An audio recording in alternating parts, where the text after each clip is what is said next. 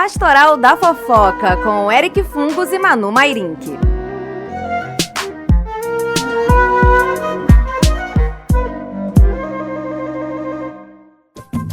Os humilhados serão exaltados, humilhados serão exaltados, Mas não se esqueçam, se Deus é por nós, jamais ninguém será contra nós. Sob as bênçãos de Inês Brasil, neste mês de fevereiro, que parece não acabar nunca, estamos eu, Eric Fungos, juntinho com Manu Mairink e com vocês aqui, né, nossa audiência querida, para mais um episódio da Pastoral da Fofoca. O primeiro episódio do ano, porque se a gente contar que depois do carnaval que rola o Feliz Ano Novo, aquele primeiro foi a entradinha, a cabecinha, e esse aqui realmente é o episódio, né? E a gente também começou no final de fevereiro, né? Em 2024. Então, verdade. É mais ou menos o episódio de 2 anos, esse aqui. Deixa aqui, ó, meu celular fazendo barulho em homenagem a este momento. Não, realmente, 2 anos. Mas você sabe que esse negócio de bom dia, boa tarde, boa noite, de que o ano começa depois do carnaval, me irrita muito, porque parece que eu fiquei à toa 2 meses. Entendeu? E para mim, 2026 já está durando tempos. Então, assim, para quem que o ano começou depois do carnaval? Você já está exausta, né? Aqui não foi. Então, assim, são reflexões que eu vou fazendo. Mas sim, chegamos aí, podemos dizer que estamos, não lembro exatamente a data, mas estamos batendo aí 2 anos de programa. Tem 2 anos que vocês escutam a gente.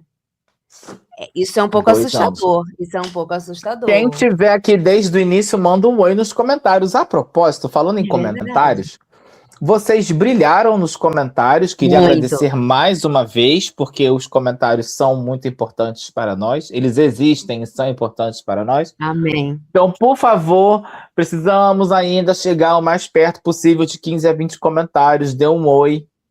Um tchau, fala que estava aqui desde o início, diga se você chegou agora. Tem uma galera chegando também aqui, a gente ganhou mais alguns seguidores, graças a Deus. A gente sabe que a tendência é as pessoas ouvirem mais após o carnaval, por conta do feriado e tal. Uma coisa que eu fiquei feliz foi que a gente lançou um episódio em pleno sábado de carnaval, e as pessoas foram ouvindo aos poucos, o número foi dando uma subidinha, né? Total, muita gente veio depois da quarta de cinzas. Amei, vocês são incríveis. E outra coisa, eu queria fazer uma reflexão aqui. Eu tenho ficado horrorizado com a quantidade de... Eu acho que eu e a Manu, a gente já debateu várias vezes o nosso clube de membros, e a gente vai com essa ideia, volta, a gente nunca tem tempo de sentar de vez e botar isso em prática. Mas o que acontece? Eu fico horrorizado que agora vários canais claramente deixam conteúdos mais interessantes para membros e pessoas que estão pagando alguma coisa. E assim, acho que ter conteúdo paralelo é legal, mas às vezes você fica com a sensação de que você está de fora do babado. A Manu tem um canal, o canal dela é muito bom, o conteúdo dela pago é tão bom quanto o conteúdo não pago. Então vale pagar o canal da Manu, porque Manu vai para a Itália, então nós precisamos de conteúdo não pago, em algum momento vira pago. Ele fica não pago por um tempo, 1, 2, 3 meses, né? Para quem quiser ver primeiro. Então, por exemplo, viagem para a Itália, você só vai saber das coisas quando eu voltar, se depender, assim, né? Mas você vai saber. Ele vira, assim, não paga em algum momento. Só que o pago é isso, é o que ajuda a sustentar a vida, não é mesmo? É tão baratinho, gente. Custa nada, custa muito pouco. E a gente aqui na Pastoral, a gente ainda não tem uma proposta monetizada. Então a gente aceita mimos. Você quer dar uma coisa pra gente? A gente aceita paga um tarja preta, faz o nosso mapa da numerologia. Temos aí uma querida que vai fazer o mapa. Muito obrigado. Aceito intervenções oraculares. Se você tem uma consulta com a preta velha que pode ajudar a gente também é importante a coisa, né, que a gente está trabalhando aqui. O capitalismo está muito difícil, estamos avançando em outros planos para tentar resolver, porque às vezes o nosso problema não é neste mundo, né? É no outro mundo. Então, assim, estamos tentando aí todas as frentes possíveis para poder ter uma mínima qualidade de vida. Frente ampla. Se você tem um cupom de desconto e quer dar pra gente alguma coisa, eu não tenho como usar, vou comprar um whey e vou dar de presente para eles, ajuda. Sabe, o gato da Manu... Qualquer coisa, o gato da Manu teve que arrancar dente outro dia, o outro tava de dieta. 2, tadinho, arrancar 2 dentes. Eu tô de dieta agora, entendeu? Então, assim, sempre ajuda. Se quiser, uma caixa de amandita já ajuda, a Páscoa tá chegando. Nossa, sim. Eu amo a amandita, sabe? Assim, não precisa de muito. o cuidado está nos detalhes. Então, assim, é isso. Eu tenho, né? posso mandar para vocês. Eu tenho, assim, lista de desejos na Amazon. A maior parte, absurda, é livros acadêmicos. KKK, que eu não consegui a versão da democratização. Então, assim... Eu sou menos assim, eu aceito chocolate mesmo. Embora eu esteja de dieta, chocolate vem do cacau é fruta, então tá na dieta, entendeu? Totalmente. Pode comer. Concordo. Pode comer. Então, assim, aceito sempre o chocolate. Tipo caipirinha, sempre... né, amigo? Se você toma caipirinha de limão, caipirinha de maracujá, caipirinha de morango, 3 doses de fruta no dia já. Já não foi? A já vitamina não cumpriu? C já tá ótima. E se você tiver diabetes, você pode fazer com adoçante. Não tem problema. Exato. Eu acho que já preenche ali o plano alimentar. E a cachaça vem da cana, que é um vegetal. Você percebe? Você tá entendendo? A caipirinha, ela tá na dieta. E a cana vem do açúcar também. Então, se você quiser tirar o açúcar, né? Porque aí já fica cana demais. Às vezes você não é tão vegano assim. Às vezes você não é tão vegano. Entendeu? Você pode fazer uma outra coisa. Mas assim, é isso, né? A gente tá aceitando aí, a Páscoa tá chegando. Menina, falando em Páscoa, eu fui no mercado. Eu acho que era quarta-feira de cinzas ou quinta-feira. Menina, já tinha um monte de ovo de Páscoa. Que inferno! Já fez a mudança. Pá! Acabou o carnaval, mudança para Páscoa. É muito rápido. Gente, já demite, vem outra atriz. Porque no carnaval, todas as bebidas estão na porta do mercado, né? Todas. Carnaval se resume a bebidas e frutas. Então é sempre assim, aquela água de coco da caixa de 1 litro, que custa R$15, deve ser um coco da Suíça, porque R$15 1 litro do coco, né? Porra, puta que pariu. Aí fruta para fazer a caipirinha, a vodka, desde a Absolute com lacre, a mais barata sem lacre, porque tem aquela coisa do rastreador eletrônico, né? Porque ninguém rouba a Natasha. Ninguém rouba a Cantina da Serra, a balalaica. A pessoa rouba um Absolute, né? Verdade. E aí bota o lacre só nessa, uma invisibilidade, inclusive para as vodkas mais baratas. E aí, aqui a nossa audiência falando assim, a nossa audiência falando, toda vez que eu vou às lojas americanas, eu lembro do Eric com a sua Mandita. Gente, a Mandita é muito bom, eu amo. E a Mandita tem uma boa relação custo-benefício, porque uma barra de chocolate está aí custando R$10 daquilo que chamam de chocolate, sabor chocolate, e ela tem 80 gramas, e a Mandita custa 17 e ela vem 200 gramas. Entendeu? E a Mandita, se você botar 15 segundos no micro-ondas, ela fica cremosinha. Olha, é um sucesso, assim, é top na balada. Tem receitas. Eu comprei outro dia na promoção, eu quase não bebo, né? Bebo muito pouco. Aí um belo dia eu liguei pro Dani e falei, comprei uma vodka, vai beber no carnaval. Ele, mas você não bebe? Eu falei, mas eu comprei, a gente vai beber. Porque era uma Absolute de baunilha. E ela tava boníssima de preço. E aí, menina, ela com suco integral de uva, nem parece... Não, nem parece que tá com álcool. É uma desgraça quando não parece que tá com álcool. Né? Esse negócio de não parece... Quando você vê, você já tá chamando o urubu de meu louro, entendeu? Aí não tem condição. Nós bebemos lá no Sambódromo também, ainda são resquícios das memórias do carnaval. Mas agora a gente tá aqui entrando no nosso período de fazer silêncio, de fazer jejum, de fazer oração que aparece, mas sim para você que é cristão, para mim, para Manu não, e é isso aí. A gente vai falar mal eu vou falar mal das pessoas, gente, não vou falar mal das pessoas da quaresma. Eu não sou cristão, então parabéns para quem curte a quaresma. A vida já não é uma eterna aprovação? Porque a gente tem que fazer jejum de alguma coisa que a gente gosta muito na quaresma. A gente já tem pouco dinheiro, a gente já faz jejum do que a gente gosta muito o ano inteiro. Amiga, é isso, a gente tem o mesmo neurônio. Com o que eu ganho, eu já faço o jejum do que eu gosto o ano inteiro. Eu já abro mão de coisas que eu gosto. Eu acho que assim, então, eu já vivo na escassez, na humildade, no jejum. Como diz aquele ditado... Eu já sigo o exemplo de Cristo. Como diz aquele ditado, né? Como ter uma reserva de emergência se a minha vida parece um pronto-socorro? Entendeu? Não tem espaço, entendeu? O máximo seria o quê? Acordar cedo para ver padre bolsonarista rezar o terço de manhã? Sabe o que eu estava vendo? Eu falei isso pro Sandro, eu tive uma epifania. Eu falei, Sandro! Aí ele falou, quando eu falo assim, ele já sabe que vem merda. Porque eu falei, 4 da manhã aqui é 8 da manhã na Itália. Eu posso rezar o terço do Frei Gilson em horário... Eu fico pensando assim, esse negócio... Mas olha, nem Jesus rezava o terço, inventaram isso depois, por que eu tenho que rezar? Você tá entendendo? Nem Jesus rezava Porque Jesus não rezava Ave Maria, porque ele só chegava e falava, mãe, e ela ouvia. Não precisava fazer aquilo tudo para ela ouvir ele, entendeu? Era muito mais rápido. Por que eu tenho que pegar? Eu me perdia na contagem do terço. Eu achava aquilo um saco. A minha cabeça estava assim, ai, será que couve de Bruxelas é bom? Nunca comi couve de Bruxelas. No meio do terço, a minha cabeça viajava, entendeu? Então, assim, acho que é fetiche. Acho que o terço é um fetiche, acho que a gente pode gastar energia com coisas mais úteis. Ah, porque reza, meu amor, se reza resolvesse, o Vaticano não tinha problema, né, não? E aí, né, e eles têm problemas profundíssimos. Mas, bem, espero que vocês estejam todos bem, depois desta longa introdução, né? Mas não vamos para os nossos quadros? Vamos ressuscitar. Você já trouxe o Vaticano. A gente está nesse clima, né? Porque a gente está nessa preparação para a ressurreição. Então, eu acho que é o momento.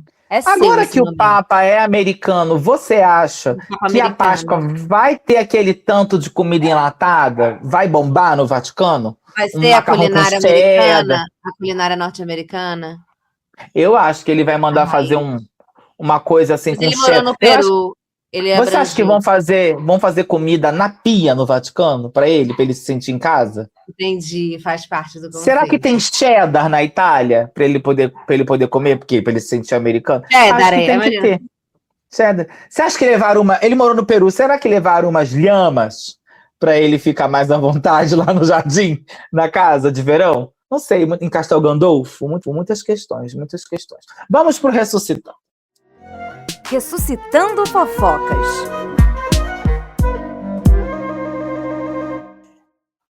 Eu ia fazer um Ressuscitando aqui. Eu abri o livro dos recordes, aí caiu no lugar da natureza. E aí eu vi que tá assim, tempestade tropical mais duradoura. Aí eu não achei apropriado por conta do que tá rolando em Minas. Isso vai ficar para um outro episódio. Assim, respeito às vítimas, entendeu? Que inclusive a coisa lá tá sericíssima. E aí isso me estremeceu. Agora eu fiquei sem saber o que pegar de recordes, mas já achei uma outra página aqui. Essa aqui é aquele tipo de... Assim, a maioria dos recordes não faz absolutamente nenhuma diferença na nossa vida, né? Mas esse aqui, menos ainda pra gente que mora aqui no Rio de Janeiro. Que é pedra de granizo mais pesada. Entendeu? Às vezes, granizos podem formar pedras grandes de gelo, como esta que tem aqui na foto.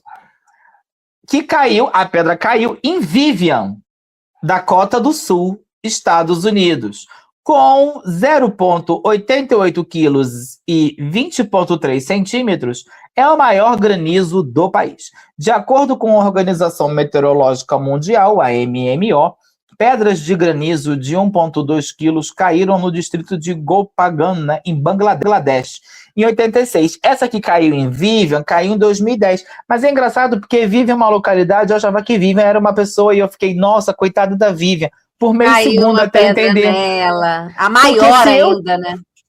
Amiga, eu tenho certeza que se eu tivesse em Dakota do Sul, essa pedra cairia em mim. Entendi. Entendeu? Eu não tenho a menor dúvida. A maior caiu em Eric. Assim, comprei um drink caro, tô nos campos, bebendo no casamento primaveril, em pleno inverno, aquela coisa toda. A pedra ia cair no meu drink e acabar com o meu drink. Isso. Entendeu?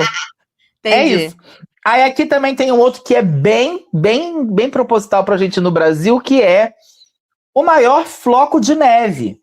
Na noite de 27 de janeiro de 1877, flocos de neve com 38 centímetros de largura e 20 centímetros de espessura foram registrados no Vale do Rio Clark Fork, em Missoula, em Montana, nos Estados Unidos. O maior cristal de gelo tinha 10 milímetros de ponta a ponta, encontrado por Kenneth Liebert, em Cochrane, Ontário, Canadá, em 2003.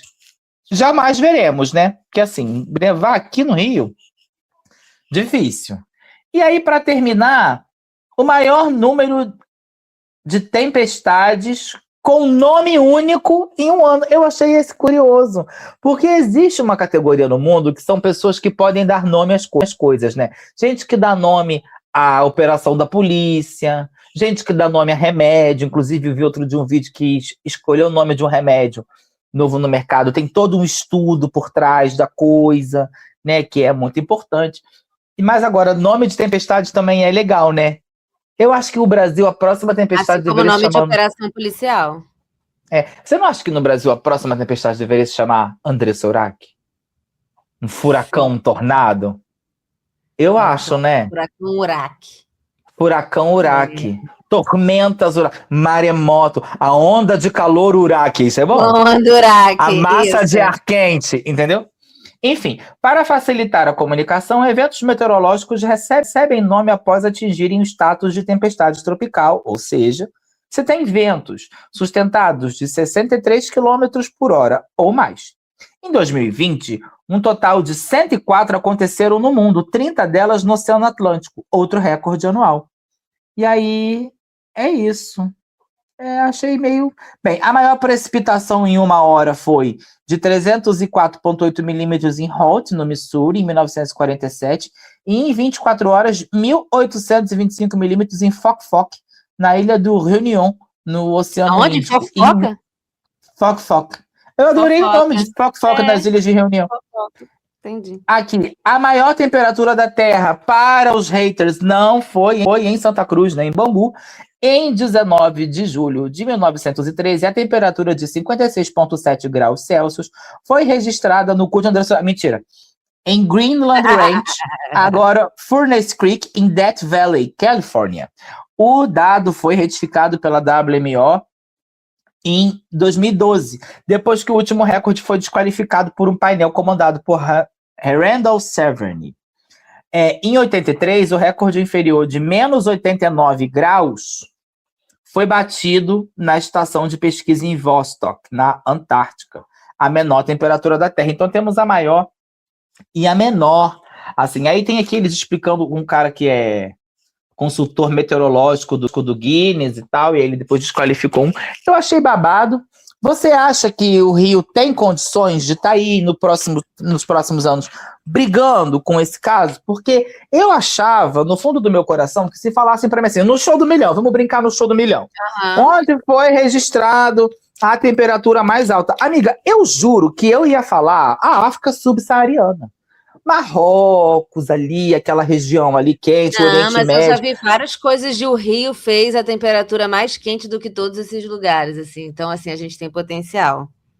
Já atingimos mais calor do que esses lugares algumas vezes. Pois é, eu acho que a gente tem condição de estar aí pegando. Lutando nas cabeças. Será que falta investimento na ciência para a gente poder aferir melhor esse calor? Porque às vezes é isso, né? Tem um bom termômetro. Assim, um bom termômetro, entendeu? Porque também tem uma coisa, é o calor onde? Onde que mede? É no alto de uma árvore? Porque se for no transporte público, sim, esse passa mais. Mas aí não é a sensação térmica, né? Tem que ver, tem essa diferença.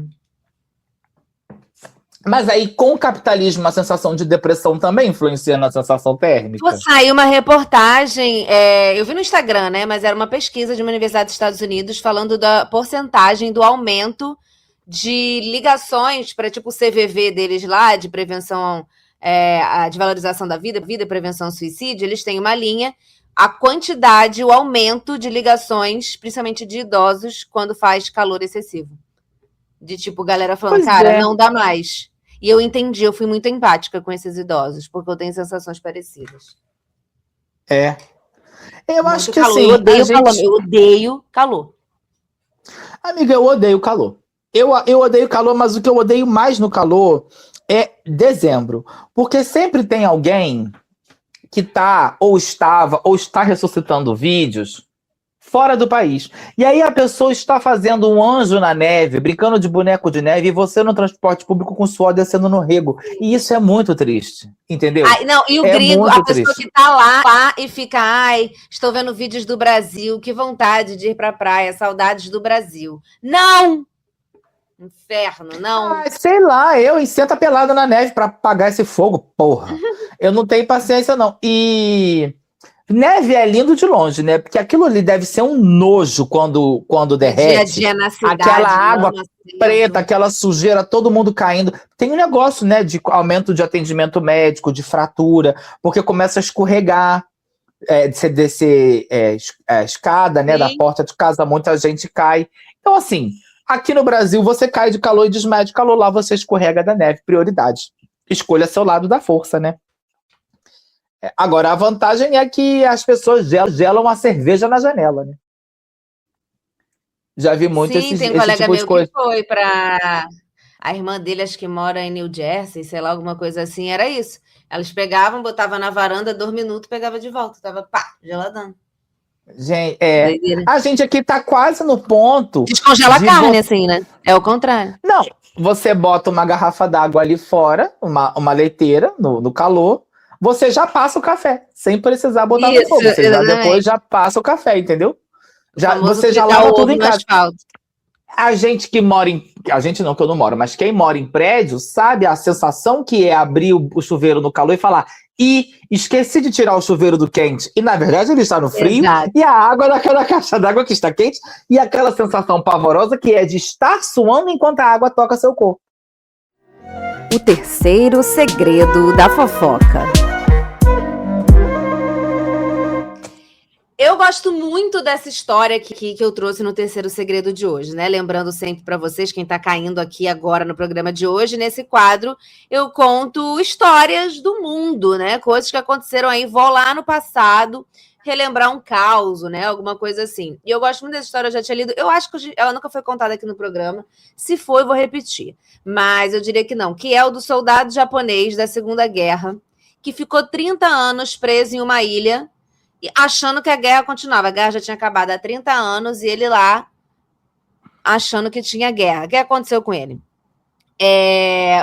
Soichi Yokoi, ele era sargento do Exército Imperial Japonês. Ele foi encontrado em 24 de janeiro de 1972, quase irreconhecível, na selva de Guam, uma ilha do Pacífico, que tinha sido alvo de combates sangrentos durante a Segunda Guerra Mundial. Ele foi descoberto por acaso por 2 pescadores. Ele estava sozinho, magro, vestindo só com trapos de fibras vegetais, sobrevivendo de caças e coleta de frutos.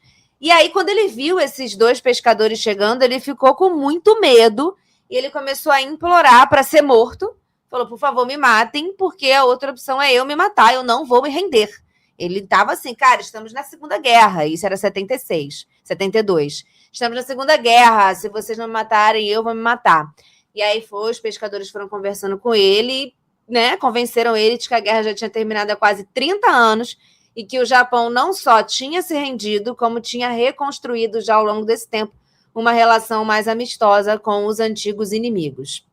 O Yokoi voltou para o Japão, deu de cara com o próprio túmulo dele, estava lá, né, fizeram um túmulo simbólico para ele, que ele tinha assumido. Diz que a mãe dele nunca acreditou que ele tivesse morrido. E quando ele chegou em Nagoya, ele falou, é um pouco constrangedor, mas eu voltei. Eu acho que quem sai no paredão falso essa semana é uma boa frase. Ao invés de falar, vocês não sabem para uma boa de volta, frase. Podia falar, é um pouco constrangedor, mas eu voltei. E aí essa frase virou símbolo de uma história de sobrevivência e de lealdade extrema, porque realmente ele foi muito leal ao país que ele estava servindo, né? É um país bem arrombado, inclusive, na ocasião. Um eco do Código Samurai que guiou as suas decisões por quase 3 décadas. Aí, nos anos na selva, ele perdeu contato com quase todos os camaradas lá que estavam com ele. 2 morreram enquanto dormiam, sem violência aparente. Ele sobreviveu sozinho em cavernas e nessas condições extremas. Contraiu tifo, parece o Dinho Ouro Preto, tá? Aquela manchete do Dinho Ouro Preto, que ele teve isso, teve Covid, teve dengue, caiu do palco, não sei o que lá. É isso. Yokoi todas as tristezas, todas as minorias, todas, né? Aquela mulher preta, sapatão, todas as pragas do Egito. E aí, Yokoi contraiu tifo, malária, teve à beira da morte, comia sapo venenoso, comia enguia de rio. Tem gente pela boca, aparentemente, que tem gente que tenta comer enguias por outros meios, como já falamos aqui. Já todos falamos os tipos aqui, de pássaros e os ratos que tinham lá. Então, assim, 30 anos assim. Depois que ele voltou para a civilização, ele reconstruiu a vida dele, se casou, se tornou figura pública, escreveu memórias registradas pelo sobrinho e voltou a Guam, a essa ilha, diversas vezes, mantendo viva essa memória dessa jornada. E aí, na reportagem do Globo, fala que ele nunca foi recebido pelo imperador Hirohito, mas o sucessor, o Akihito, em 91, reconheceu, né, a trajetória dele, e o Yokoi considerou esse encontro uma das maiores honras de sua vida. Ele morreu em 22 de setembro de 97, aos 82 anos, está sepultado em Nagoya, né, junto com a família dele. E aí é o que a reportagem fala: a história de Soichi Yokoi é um retrato extremo do fanatismo, da lealdade e da sobrevivência humana. Mais do que um soldado, ele foi um homem que lutou contra o tempo, a solidão e o próprio desconhecimento da realidade, vivendo décadas em um mundo que havia deixado de existir. É babado. Como é que era o nome dele? Abre aí de novo. Soichi Yokoi. E ele ficou em que ilha? Guam.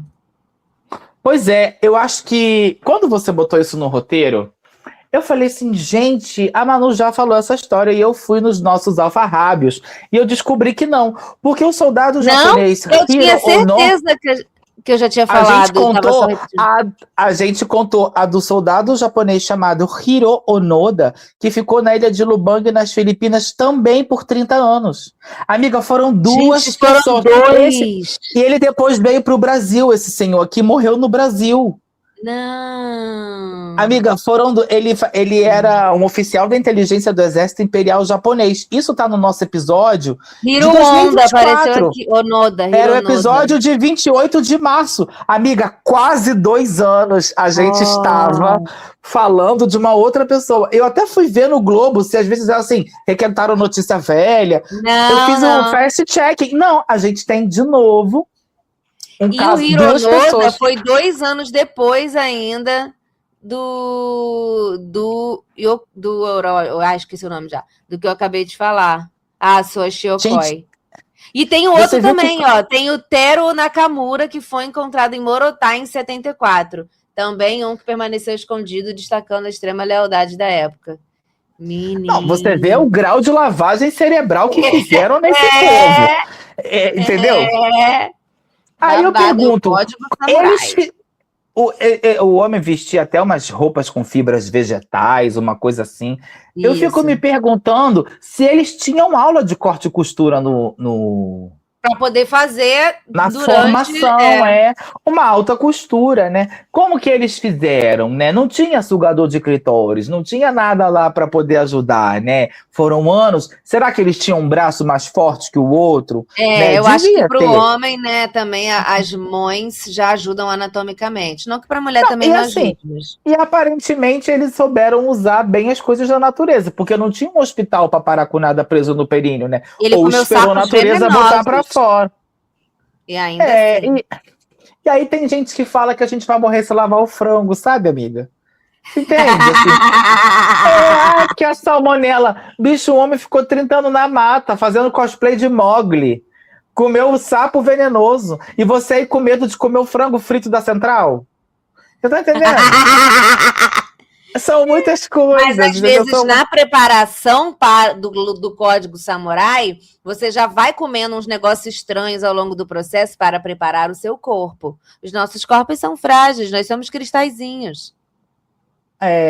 Nós somos cristalzinhos de metanfetamina, né? Que tá todo mundo doido, só se for. Se for. Bem, vamos para a pauta que hoje o babado está quentíssimo. Vamos. Eu trabalho sábado, domingo, feriado. Se for preciso, faço até hora extra. Sabe pra quê? Pra isso aqui, ó. Tá trancada. Sabe por quê? Porque não é minha. É da minha patroa. Graças ao meu esforço, ela comprou essa Hilux bem aqui. Faça o sonho do seu patrão, o seu sonho.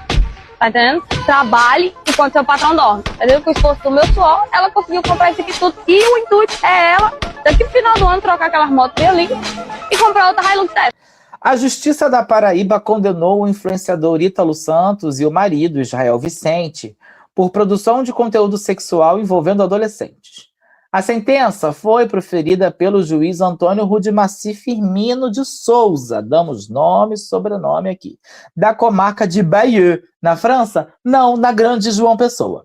Ítalo Santos Eu foi amei condenada... isso, eu não conhecia esse lugar. Eu achei muito especial. Bayeux. Eu achei muito lindo. Será que eles falam Bayeux?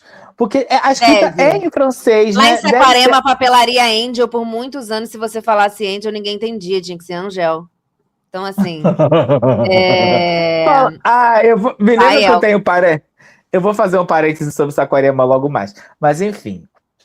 Não, vou fazer agora porque eu vou esquecer. Um homem bebeu tanto, ficou na beira da lagoa bêbado, dormindo, ligaram pro bombeiro, acharam que era um corpo de uma pessoa boiando, foram lá e descobriram que era só uma pessoa bêbada. Mandei essa notícia pra Manu Musitano, sabe o que ela me respondeu? Manu, que está nos ouvindo agora, ela falou assim, beber até parecer um morto. Ou seja, atualizou o status do que é beber muito, entendeu? Eu achei incrível. Não, porque... e o bombeiro cutucava ele demorou a acordar, o moço. Não, ele de barriga pra cima, gigante, parecendo um cherne, né? Assim, aquele peixe tá na beira da lagoa. Aí, incrível. Bem, voltando. Ítalo Santos foi condenado a 11 anos e 4 meses de prisão. Já Israel Vicente, que é mais conhecido como Euro, foi condenado a 8 anos e 10 meses de prisão. A defesa de Ítalo Santos e Euro afirmou que vai recorrer da decisão da condenação. Segundo os advogados, durante toda a instrução processual foram apresentados argumentos que afastariam a tese da acusação. A sentença descreve que os adolescentes foram inseridos em um ambiente artificial e controlado, comparado a um reality show, no qual eram expostos a um contexto adulto e a situações consideradas de risco extremo.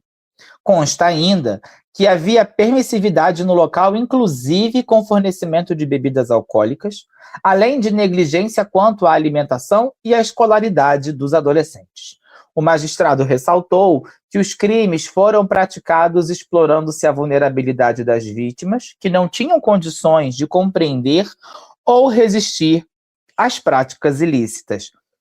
Além da pena de prisão, a Justiça também fixou indenização por danos morais no valor de R$500 mil, levando em conta a extensão do dano e a capacidade econômica dos condenados.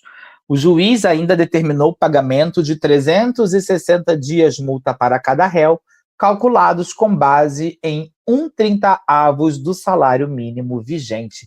Doideira, né? Demorou, né? Inclusive, o nosso episódio com o Ítalo foi um episódio que entrou... Com o Ítalo, não, sobre o Ítalo. Eu nunca entrou no nosso top 10 durante muito tempo, não sei agora, mas ele estava, né? Acho que a gente botou o Ítalo Santos na chamada, foi uma loucura, uma loucura. O que eu acho muito interessante e importante da gente pensar nesse caso, e não vou me estender por causa do nosso tempo de programa, é entender... Quando a gente é adolescente, a gente acha que a gente sabe muita coisa, que a gente é muito sábio. Eu acho que é a fase mais preocupante e perigosa da vida, porque a gente tem um mínimo de autonomia para fazer as coisas e a gente acha que a gente sabe muito. Então, assim, o risco de você cair em merda, de você fazer merda, de perigo, é muito grande, assim, né? Quando você é adolescente, início da vida adulta.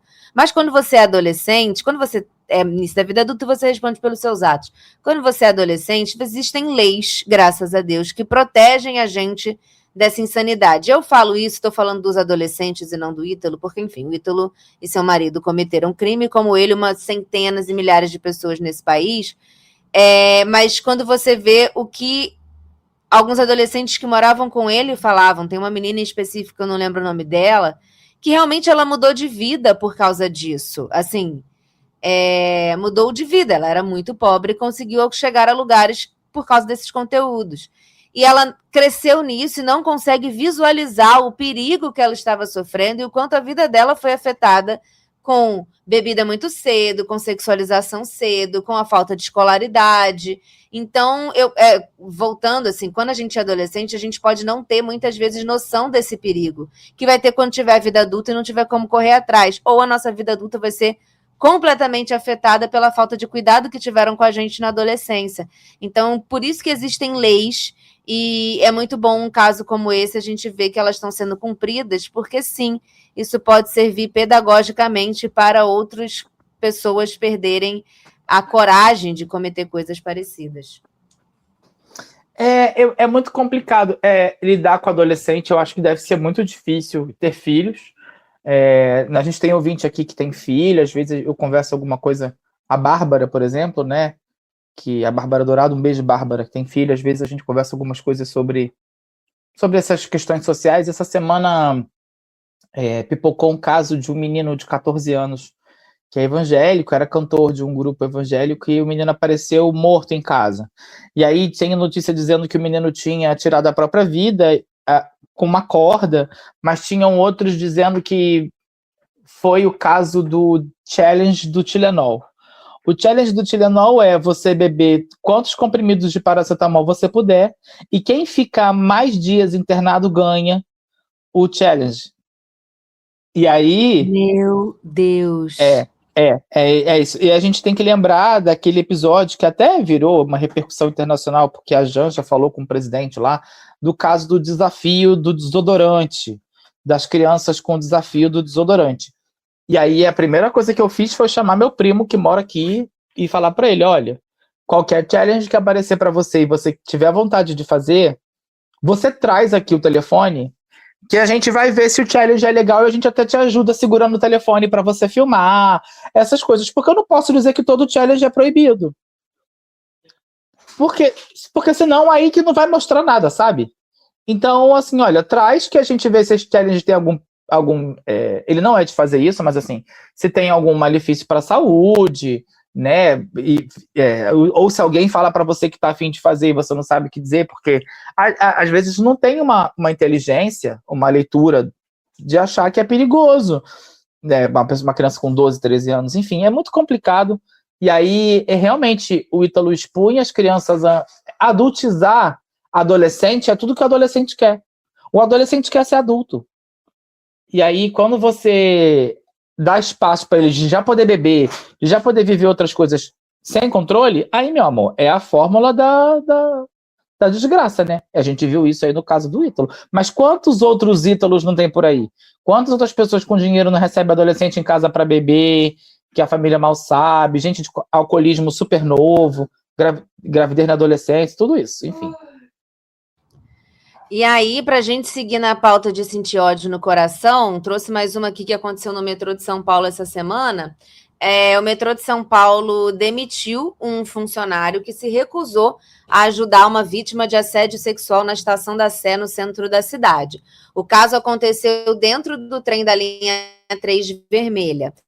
Depois de ser assediada, a passageira desceu na plataforma para pedir ajuda a um funcionário do metrô. E, além de ignorar a denúncia, o homem justificou que a roupa da mulher tinha sido o motivo do crime. Basicamente, ele falou assim, mas, querida, com essa roupa aí realmente não tem mesmo como, né? Assim, você tem que se vestir melhor. Basicamente, falou isso. E, né, botou a culpa na vítima. Procurado, o metrô informou que outros funcionários fizeram o acolhimento da vítima e que ela não quis registrar boletim de ocorrência.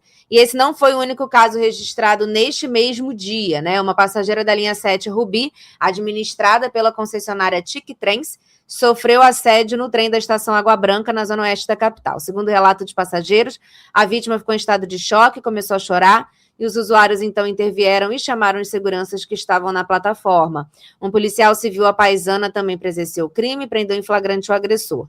Tanto o metrô quanto a TIC Trens repudiaram os casos de assédio. E aí tem a instituição aqui no Rio de Janeiro do vagão feminino, né?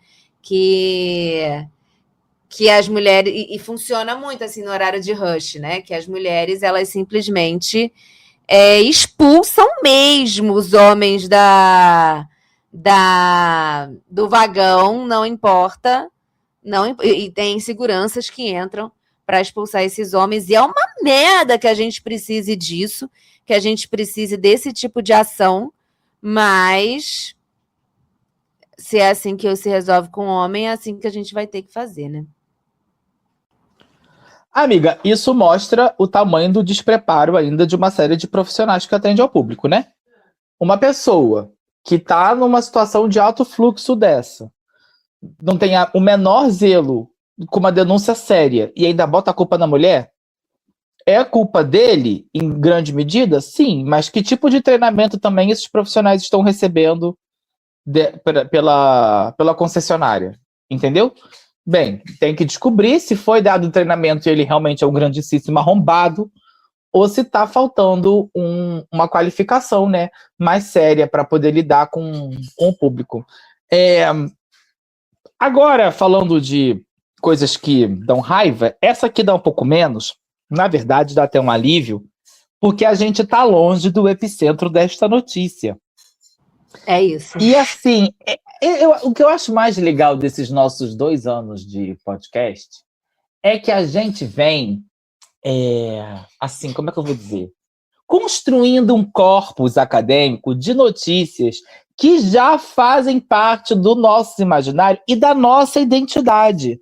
E que dá para fazer um levantamento qualitativo e quantitativo de determinadas pautas na Pastoral na Fofoca e como isso influencia o saber nacional. Enfim.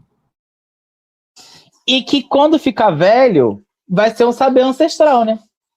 Porque toda a tradição é inventada, então lá no futuro nós seremos a referência das pessoas. Imagens compartilhadas nas redes sociais nesta semana mostram pitons gigantes. Ela voltou. Sim, ela voltou. Não é o castigo do monstro. E voltou com as amigas. Porque são voltou com as amigas. As pitons gigantes nadando pelas ruas da ilha de Bali, na Indonésia, enquanto o local enfrentava, né, chuvas intensas e inundações severas. Nos vídeos, os répteis aparecem se deslocando em grandes poças e, em uma das gravações mais comentadas, o morador segura a cauda de uma piton com uma mão e um guarda-chuva com a outra, aparentemente tentando impedir que o animal se afogasse. Você vê, cara, né? Que loucura, que loucura, que loucura. Que loucura, né? Eu já vi gente resgatar gato, resgatar tudo. Agora, resgatar cobra, veja só. Um guarda-chuva na mão para não se molhar. Ele dentro d'água, segurando a pita, mas segurando... Mas é porque vai ver o cabelo, às vezes fez uma escova, né? Daí não tá podendo. A progressiva, não pode molhar 3 dias, né? É isso. Bem, de acordo com a imprensa local, bairros populares como Kuta, Legian, Seminyak foram os mais afetados, com níveis de água variando entre 30 e 70 centímetros. Chuvas torrenciais que atingiram a ilha por ao menos 3 dias consecutivos transbordaram rios, inundaram casas e bloquearam estradas, provocando interrupções no transporte e risco para moradores e turistas.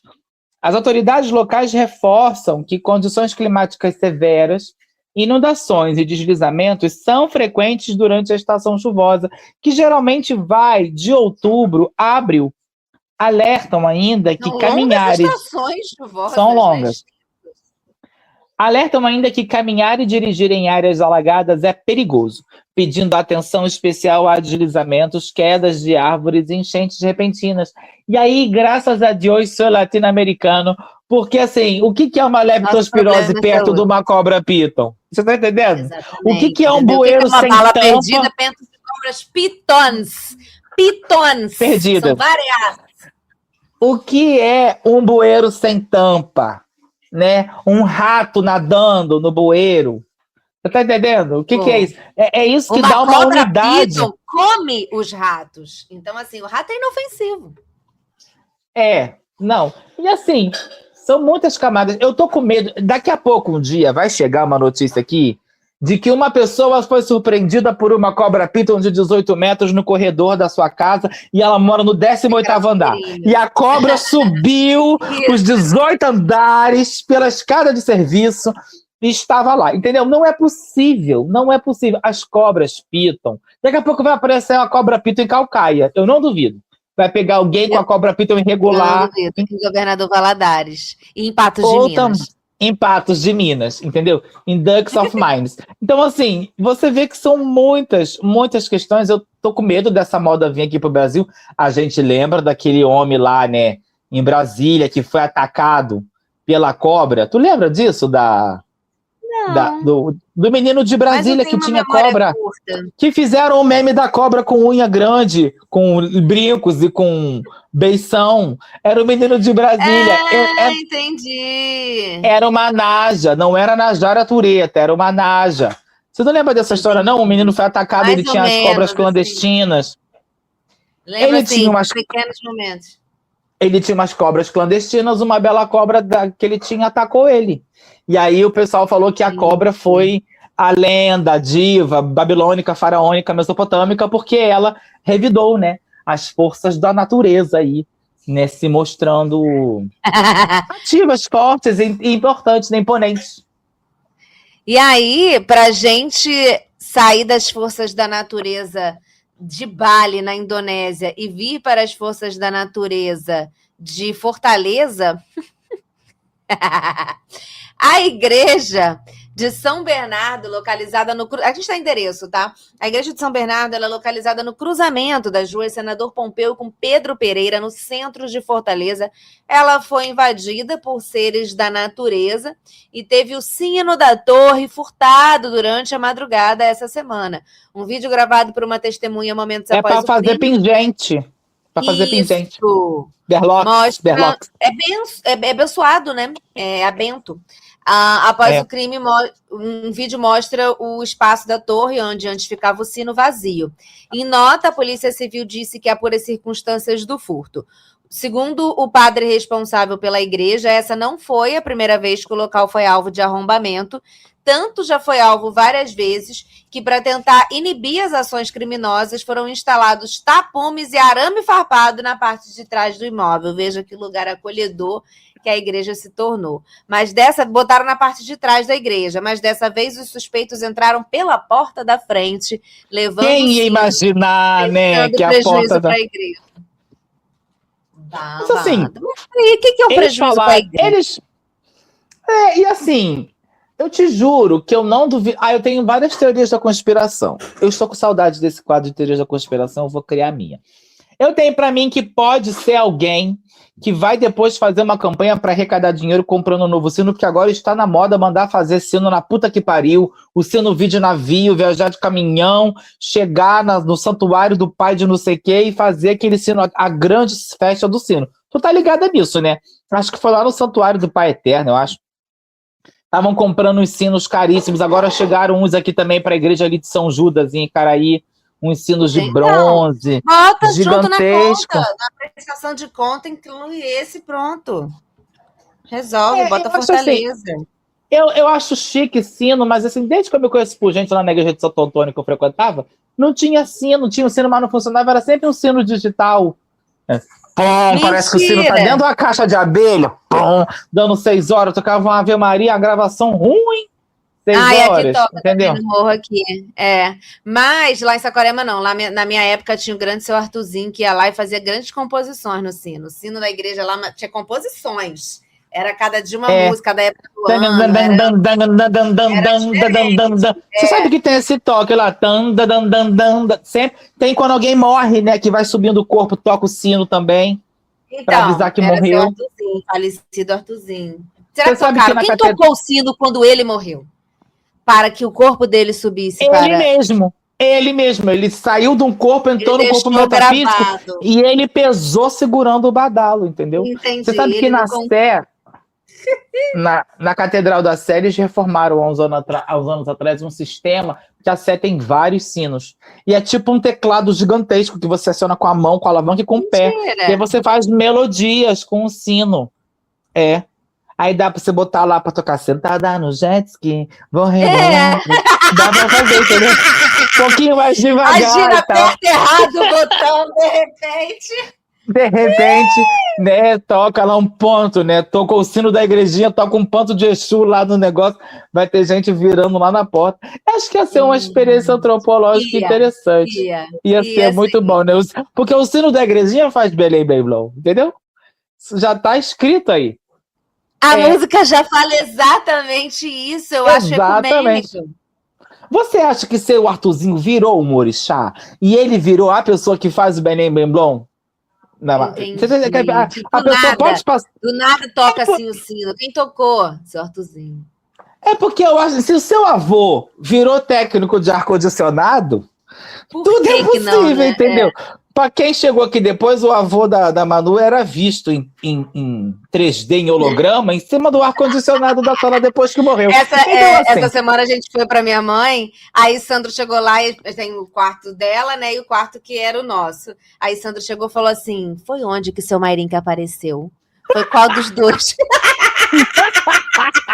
Pelo menos aí minha mãe, não, foi nesse de lá, mas eu vi da minha janela, porque ele estava pendurado no ar do outro quarto, e eu me debrucei na janela para vê-lo. Falei, pai, o que você está fazendo aí?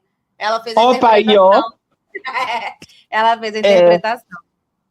É interessante, porque é o primeiro caso de rebranding que eu vejo que a pessoa conseguiu ter uma utilidade, né? Porque ele está protegendo o ar-condicionado da casa da senhora sua mãe. Então, assim, é melhor do que ter virado uma outra coisa. Aí virou um anjo, um guia espiritual. Porque, gente, problemas no ar-condicionado nesse verão, deixar você na mão, é complexo. Então, eu fiquei feliz que ele teve um rebranding celestial e ele tá aí rezando, né, pela refrigeração e pelo conforto térmico da senhora, sua mãe. Isso é uma herança de família. Você vê que a pessoa tá cuidando, tá realmente zelando por vocês.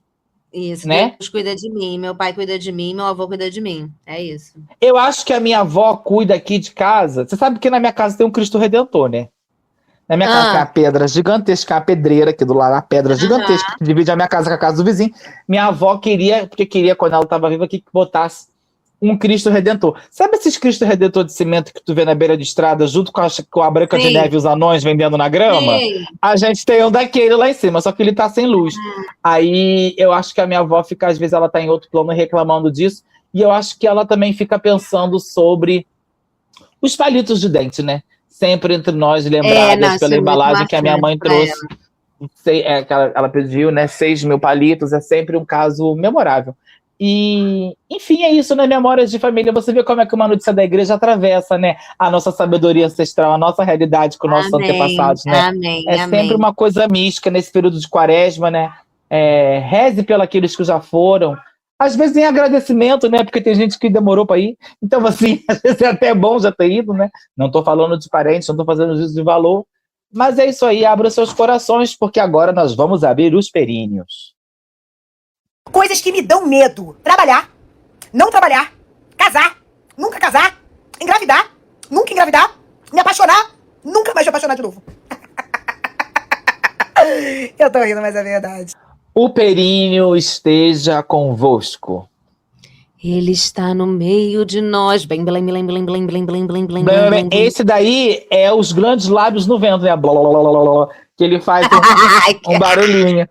Eu fico sempre pensando naquelas mulheres que fazem asa delta nua, né? Que eu acho que os grandes lábios podem fazer no vento. Entendi. Né? Será que é por isso que as meninas fazem linfoplastia hoje em dia? Não sei, é uma questão, né? É pra sempre um tema. Né? É, para não ter. Eu hoje trouxe uma notícia que é assim. Eu e a Manu, geralmente, a gente faz um rebranding do texto, pega 3, 4 fontes, resume, dá a nossa graça no texto para trazer para vocês aqui. Só que esse texto é muito bom. Isso saiu no Metrópolis. Essa notícia foi enviada para nós à exaustão na DM. A mim, muitas pessoas mandaram. Aceito sempre a colaboração de vocês. E aí nós não poderíamos deixar de reverenciar. A gente fala tanto do jornalismo, né, que vem perdendo qualidade, dos textos que a inteligência artificial vem fazendo.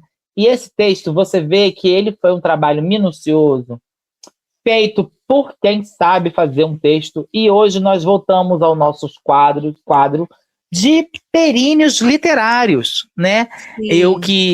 Muito tempo aqui nós inspiramos o quadro dos peruditos, né? Dos períneos eruditos do Rivo 18+, que a Manu Bustamante fez isso várias vezes. Verdade. Nós já fizemos episódios com notícias escritas por um roteiro de Glória Pérez, por Camões, né? Foi muito bom. E hoje a gente não precisa, porque é um períneo literário parnasiano, e eu queria que a Manu lesse isso. Vai ter uma música de fundo aqui, por favor, pra gente... A Manu já pode colocar a música aí, que é pra gente já ter nessa ambiência, essa coisa assim, acende uma vela agora, você que tá aí, ouvindo a gente. Se você estiver no transporte público, feche seus olhos, não disse qual, e se concentre neste grande momento.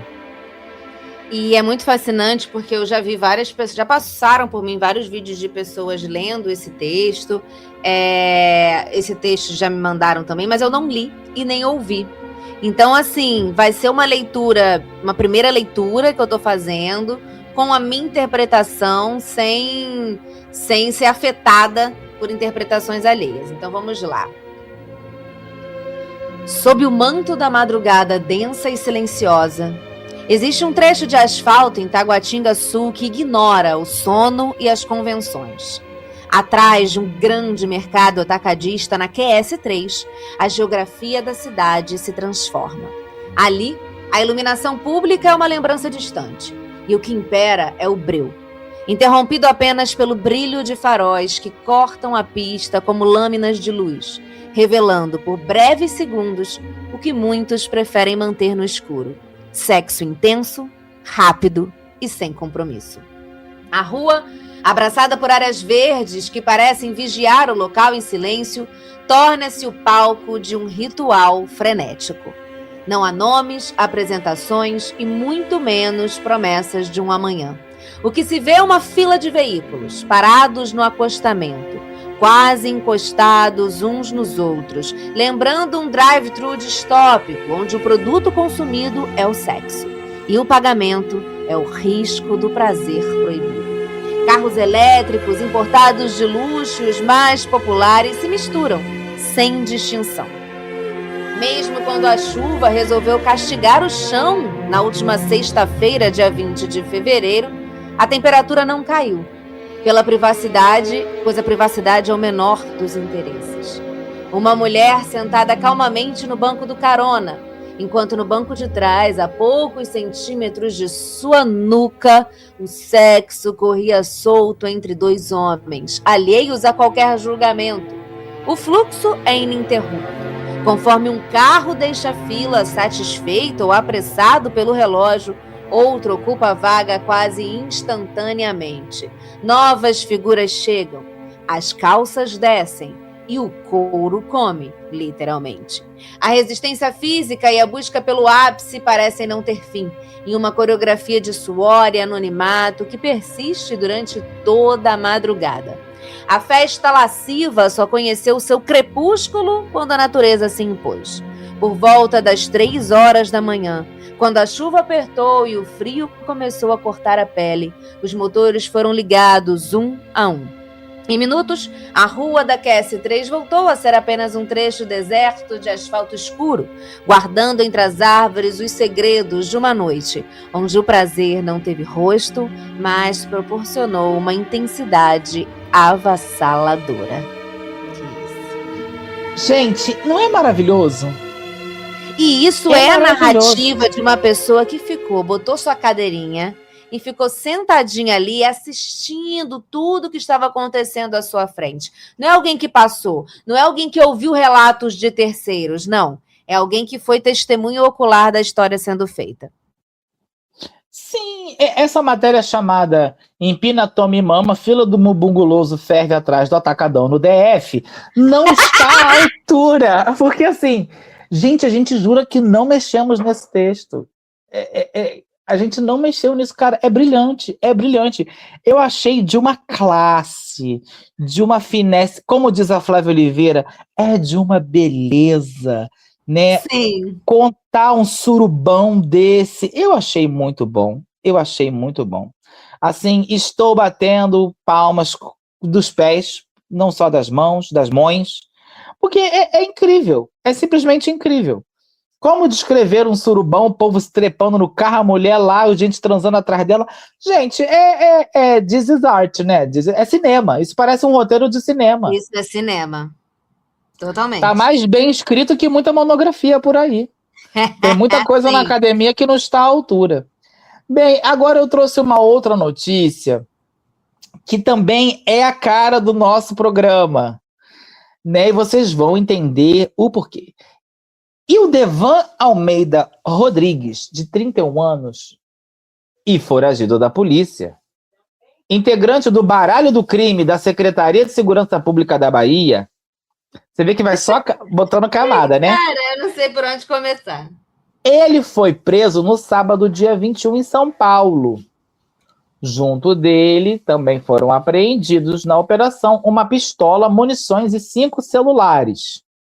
Ele é apontado como chefe de um grupo criminoso com atuação na região metropolitana de Salvador, mais especificamente no município de Camaçari. Ouvintes de Camaçari, já compraram drogas? Já foi com ele? Conte, queremos informações. Não para comprar drogas, mas vocês vão entender. As apurações indicam que o suspeito é autor e mandante de diversos homicídios praticados na região e também atuava como chefe do tráfico de drogas em Camaçari. As investigações também apontam para a prática de agiotagem e lavagem de dinheiro utilizando-se da estrutura criminosa para a movimentação e ocultação de recursos ilícitos. Você vê que é a nossa Barbie Profissões, né, amiga? É a Barbie Profissões do crime. Sim. Entendeu? Múltiplo. Amei. Múltiplo. Mas o vasto currículo deste homem traz também uma sutileza no mundo do crime, e o Devan tem um apelido que levanta as sobrancelhas. Ele é conhecido como Binho Cu de Bosta. Vemos assim que o mundo do crime sempre nos surpreende e tem a criatividade em seu DNA. Basta lembrar do saudoso Peida Leite. Peida Leite, né? Um ídolo. E aí, mano, eu queria passar para você que, assim, com quais critérios acadêmicos, científicos, ginecológicos você acha que hoje é um programa sobre títulos, sobre rótulos, quem escolhe o nome da operação da polícia e quem escolhe o nome do traficante? Entendeu? E quem faz o palhaço rir? Eu acho que o do traficante, ele vem... É a etnografia do espaço, do ambiente mesmo, sabe? É do povo, a etnografia do povo, entendeu? Não precisa de acadêmico. É o que o povo diz, é a voz das ruas, entendeu? Você acha que o ambiente acadêmico nunca vai conseguir fazer. Você acha que está imbricado em relações da nudez corporal de outros homens? A gente já falou aqui que pesquisas mostram, né, que homens dizem que quando o tamanho do seu órgão é maior, que eles se comparam no vestiário e tudo mais. E aí a gente está aqui com 2 exemplos de lugares que estão menos tomando luz, tomam menos luz das publicações e dos artigos, que é o cu, né? Porque unidos pelo períneo estão o cu de bosta e o Peida Leite. Exato! Então, assim, será que o mundo do crime traz uma nova abordagem etnográfica para esses espaços até então negligenciados pela masculinidade? Será? Meu Deus! Eu não sei, eu acho que às vezes, né? Você acha que o mundo do crime deixa as pessoas mais livres? Você não tem nada a perder. Seu cu pode ser de bosta, seu peido pode ser de leite, não tem nada disso mais. Eu acho que é uma coisa mais períneos transgressores. O mundo do crime, ele é transgressor por essência, né? Ele vai contra as leis e as regras, inclusive da moral, e por que não dos usos, que já podem se dizer que são usos convencionais, mas ainda rechaçados por uma parcela da masculinidade, né? Sim. Então, será que no mundo do crime, o ronco da cuíca tem outra acepção? Né? Será que o piscucu lá da cuíca... Gente, eu tenho que avisar para vocês que o piscucu veio para ficar, né? Piscucu veio para ficar. Ele não é sazonal, ele é permanente. Não tem mais volta. E aí eu fico pensando aqui nesses nossos devaneios parnasianos, se de fato, né, existe uma correlação. Eu acho que dá um grande... Pessoal de linguística, né, pode estudar bastante a relação dos apelidos que envolvem o ânus de traficantes, né? Acho que a gente pode, daqui a pouco, ter outras revelações aí, né, Manu, de nomes curiosos, curiosíssimos, né, pra gente ver. Eu fiquei horrorizado, porque assim, o cara cu de bosta, mas a bosta não é pra sair pelo cu? Isso não é uma coisa meio óbvia? É porque ele não limpa, amigo. Mas aí, E aí que tá. Como que souberam que estava limpo? Ele estava fedendo ou foram colocar alguma coisa lá? Em que condições checar. que viram isso? Entendeu? Ele passou um cheque? Como? Entendi. E assim, o peidaleite, peidou Quem leite. deu esse nome pra ele, né? De quem era o leite que o peidaleite peidou? Entendeu? Você tá Mas a mulher entendendo? de peidaleite diz que ele não tinha nada disso. Será que a mulher de peidaleite era quem comia peidaleite? Porque Talvez. nós estamos aqui para julgar. Não né, tem nenhum dizer. problema quanto a isso. A gente aqui Não, tem nenhum problema, não. A gente não tem aqui. Não, aqui é perinos livres, perinos livres. que é totalmente Desde livre, que não fira os direitos humanos dos animais, né? Porque os animais não têm nada a ver com isso. Falando em perinos livres e sexo radical, a próxima é com você, e eu achei que você vê como Deus opera nos detalhes, né? E aí tem essa notícia aqui, logo depois da gente falar sobre a ressignificação e o mundo do crime, e a gente pode dizer que no mundo do crime acaba sendo um sexo arriscado, né? Porque o traficante, o criminoso, ele está com a sua cabeça a prêmio. As cabeças a prêmio, né? Porque você pode ser pego pela polícia, morrer, você tá trepando no barraco, de repente a polícia entra. E aí agora isso aqui também é uma coisa mais de um sexo violento. Tem a galera que gosta, né? De um soco na costela, de uma coisa assim. E aí, vamos lá então. Josh Baxter, esse aqui, Baxter. De 28 anos, foi condenado a 4 anos de prisão pela morte do ator Michael Barron, que tinha 38. Essa morte aconteceu durante ato sexual extremo.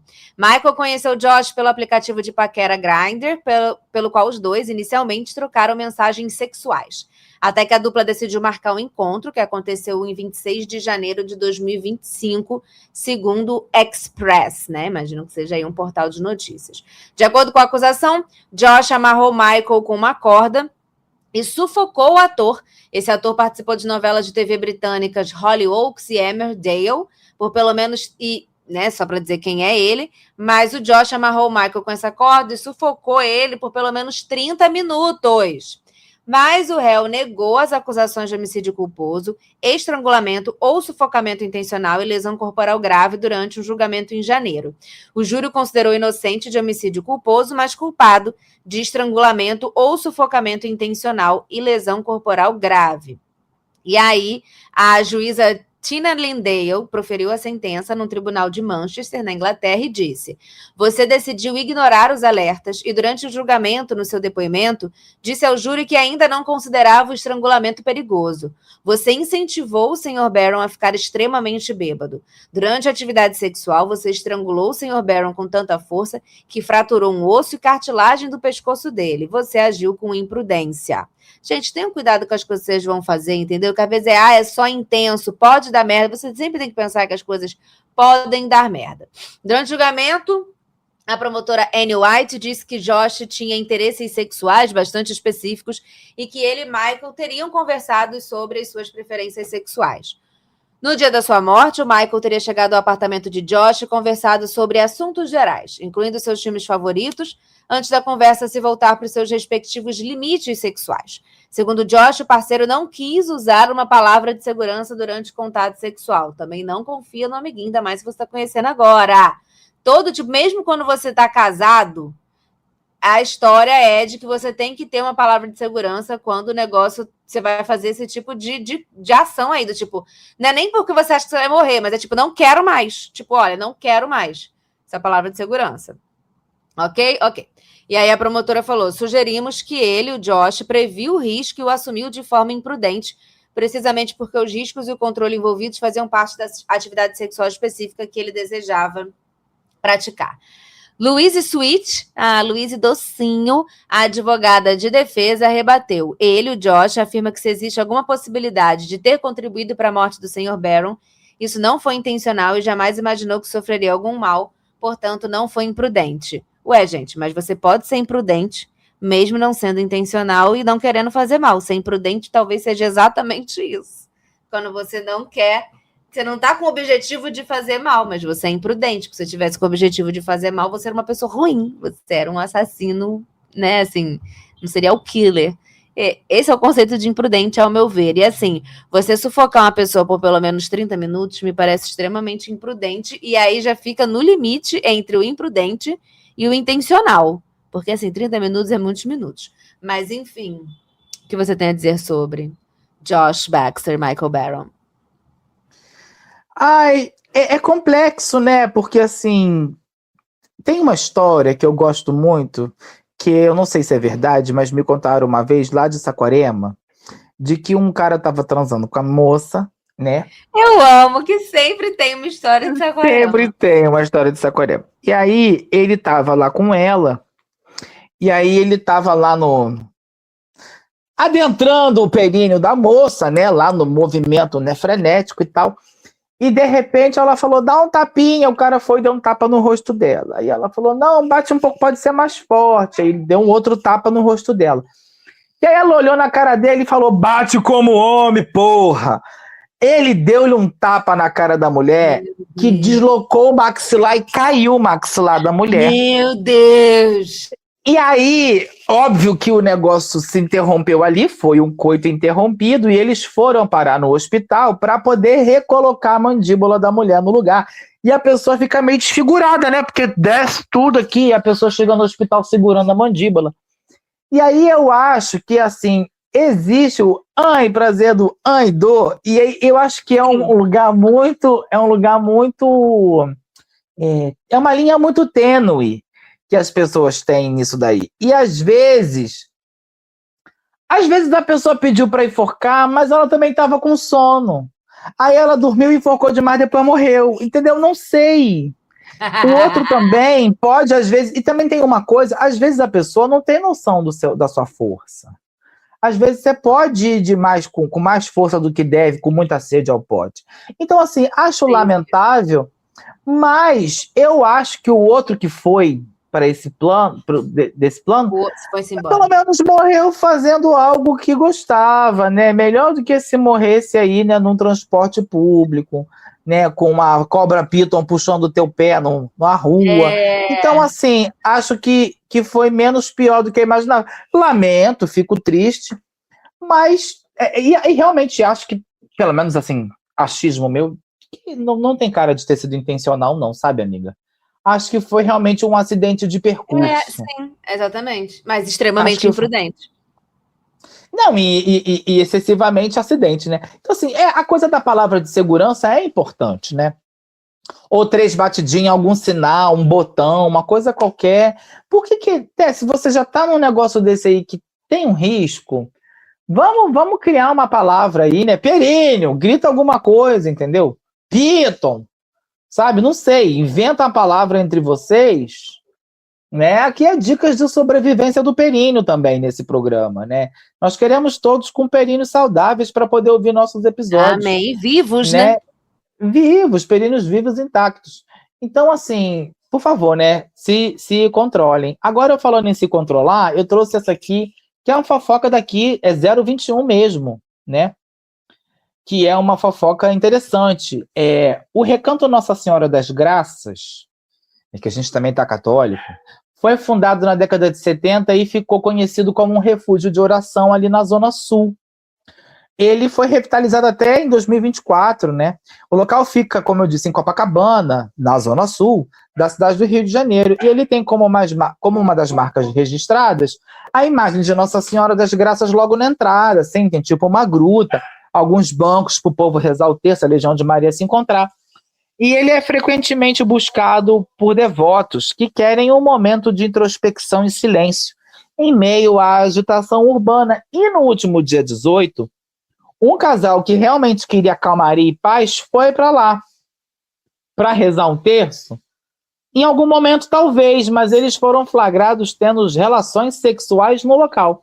E ninguém pode dizer que não é a busca pela paz, né? Pela sanidade mental, pois é, pelo prazer espiritual, pelo preenchimento.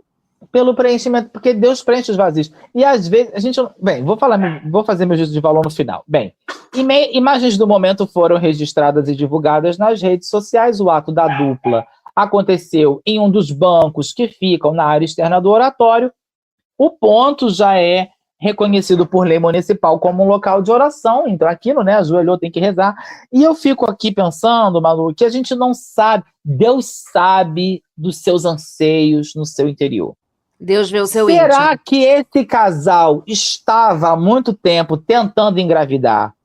Nossa Senhora das Graças não atendeu, eles foram cobrar ao vivo da diva? Em loco, no presencial, que no EAD não estava Entendeu? funcionando. Não é, às vezes ela fala assim, pô, perderam minha oração no escaninho, vou lá no departamento para poder... Você tá entendendo? Igual eu com a Paperge, era assim, cadê minha verba? É isso. É E isso. agora Então, não eu tem acho, verba, na verdade. eu acho que foi um pouco isso. Acho que eles foram cobrar da Queen e falar, gata, agiliza aqui porque não tá legal e tal. Então, acho que é interessante a gente pensar que não podemos julgar, né? Não podemos, porque um casal desesperado faz coisas. Ninguém sabe. E às vezes é um casal que também, aqui o outro lado da moeda, né? Pode ser um casal com muitos filhos, daqueles apartamentos que não tem o menor conforto acústico. Que risca um fósforo num quarto, no outro parece que você acendeu uma tocha.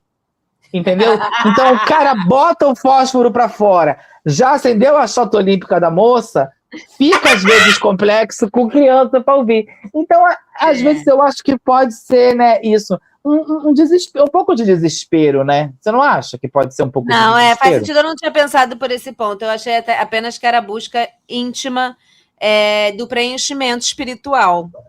Mas sim, faz sentido. Essa busca por uma bênção em loco no presencial. Amiga, porque eu acho que tem isso, né? E assim, e aí, eu não sei se lá tem uma cascatinha numa gruta, depois lava o períneo com a água santa, com a água da Nossa Senhora, entendeu? Acho que pode ser a graça alcançada, pode ser isso mesmo, né? Lavar o períneo com água benta, tá lá no lugar... Já vai, né? Coisas. Eu achei. Agora, essa última você quer que eu leia ou é você? É a penúltima, tem mais uma ainda. É a penúltima? Deixa eu ver qual é. Peraí. Então você lê essa que eu vou ler a última. Vamos seguir na ordem. Ótimo, não tenho problema nenhum quanto a isso. Então, vamos lá. O prefeito de Butler... Eu fiquei com a pauta internacional hoje, né? Você ficou mais latino-americano, uma coisa mais Brasil, produto nosso. Uma coisa meio Bad Bunny também, se bem né? que a poesia nacional começou comigo, né? A poesia nacional você deixou para mim, lá de Brasília. Mas, vamos aqui. O prefeito de Butler, em Ohio, United States of America, foi preso depois de ser flagrado cheirando calcinhas usadas de uma parente. O grau de parentesco não foi informado, a gente não sabe se e eu acho que isso faz diferença para a gente analisar a gravidade da ação, né? Se é uma irmã ou se é uma prima de 4º grau, isso faz uma diferença considerável. Se é uma tia idosa também, né? Que nunca se sabe, né? Se for uma criança, sabe? Assim, entre o crime e o aceitável, a gente precisa. Mas eu acho que ao longo do texto a gente vai conseguir fazer um ajuste melhor do que pode ser a faixa etária. Perceba. Tá. Tava cheirando calcinhas usadas dessa parente que o grau de parentesco não foi informado. Porque estava sob os cuidados dele. Então a gente já bota aqui, quer dizer, pode ser uma criança, pode ser uma idosa e pode ser um adulto com necessidades especiais. Isso ainda não diz muito. Wesley Dingus, de 48 anos, foi abordado por policiais depois que a adolescente, já está dizendo aqui que é uma adolescente, a gente não sabe o que ela é dele, mas é adolescente, tinha escondido uma câmera no seu quarto no mês passado e flagrado o familiar se masturbando enquanto cheirava suas roupas íntimas sujas, de acordo com o Richland Source. Gente, que desesperador, né? E com certeza ela conseguiu esconder essa câmera porque era a única maneira de acreditarem nela. Precisava, e mesmo assim capaz de gente que não acreditando, porque vai ter que convencer que a calcinha é dela, que a calcinha tá suja, enfim. É uma menor de idade e ela contou para a polícia ter instalado essa câmera porque suspeitava que o prefeito, lembrando que ele é prefeito, tá, gente, de Butler, que o prefeito estava tentando entrar no seu quarto. Então ela foi meio que por isso, assim, ele tá entrando no meu quarto, botar a câmera para ver, e foi isso que ela flagrou. Ela saiu de casa por volta das 7 da manhã do dia 13 de janeiro e recebeu uma notificação de movimento detectado no quarto apenas 15 minutos depois. Quando ela verificou as imagens, ela viu Dingus entrar no cômodo e cheirar as suas roupas íntimas, de acordo com a acusação. No dia seguinte, às 7h17, ela recebeu outro alerta e o vídeo mostrava Dingus novamente entrando em seu quarto, cheirando suas roupas íntimas usadas e tocando sua genitália por cima da roupa. Mas que perturbação, hein? A polícia começou a investigar o prefeito de Butler, que é uma cidade rural com menos de 1.000 moradores, ou seja, Que merda também para você fazer denúncia nesse lugar, né? Que todo mundo se conhece, todo mundo sabe tudo. Não, Jingles foi mil finalmente... pessoas moram no seu condomínio. 1000 pessoas é o seu condomínio. Exatamente. Uma cidade rural. Jingles foi finalmente detido em 13 de fevereiro. No dia seguinte, às 7h17, você vê que ele tinha... Ah, não, isso aqui já é a mesma coisa de cima que está repetido. Que eu ia falar, gente, mas todo dia às 7h17? Não, é a mesma informação. Desculpa, foi um erro meu, amigo, desculpa. Não, porque eu já criei uma teoria de modus operandi que ele ficava esperando das 7h17 na porta do quarto para entrar. Mas aí podia ser uma coisa de alinhamento espiritual, né? O períneo pega sol, tem essa galera. Mas não era. E aí foi isso, enfim, ele foi detido em 13 de fevereiro, esse pedaço que tá sobrando. E aí, mas que merda, né, gente? Que merda, galera, pra quê? Por quê? Assim, entendo pra quê, não entendo, mas imagino pra quê e por quê que isso acontece. É um homem, assim, que merda. Não, eu fico horrorizado com a pobre da menina, que, assim, certamente tem noção do poder desse cara perante aquela comunidade, né, que é uma cidade pequena, que pode ter sido desacreditada algumas vezes, ou que ela teve inteligência o suficiente para, não, sei que esse cara é uma pessoa com poder, eu só vou conseguir ferrar ele se eu tiver provas inquestionáveis, e aí vai ser um vídeo, e aí eu vou me precaver nisso, e às vezes alguém pode ter ajudado, mas assim, que merda, né? Cara, assim, e eu fico pensando na dificuldade de um lugar como esse, tão pequeno, de você conseguir ter uma câmera para você esconder, porque você vai ter que ir longe para comprar essa câmera, não dá para ser um delivery, porque assim, todo mundo sabe tudo, sabe? É um nível de lugar tão pequeno que todo mundo, o entregador te conhece, vai saber se tu comprou a câmera, o outro vai ser, se você comprar na loja, vai saber, tem que ir longe. Ela teve que se esforçar, eu acho. Assim, ela teve um trabalho, e é horrível pensar que ela teve que ter um trabalho nesse grau para poder denunciar uma pessoa fazendo mal a ela, assim, né? Porque é aquilo. Ele estava cheirando a calcinha dela, mas ela falou que ele tinha tentado entrar no quarto. E aí, assim, daí para fazer outras coisas, daí para mais, onde pode chegar? Ela certamente percebeu que dali podia a coisa ir pior, né? A coisa podia avançar. Exato. Pra ele querer cheirar a calcinha nela. Mas ela foi muito ligada. Ela foi muito ligada, assim, porque pela reportagem, o principal receio dela, o que ela estava estranhando era que parecia que ele estava tentando entrar muito no quarto dela. Assim, que ela devia ver coisa remexida e tal. E aí ela já de cara. Provavelmente ele tem outros comportamentos. Sim.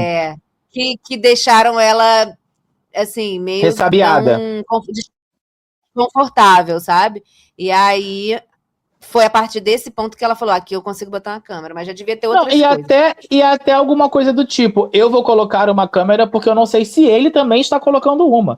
Porque até saiu uma reportagem da BBC essa semana sobre os casos de pessoas que estão de todo um mercado de venda de material para te ajudar a detectar câmeras ocultas em hotéis, por exemplo.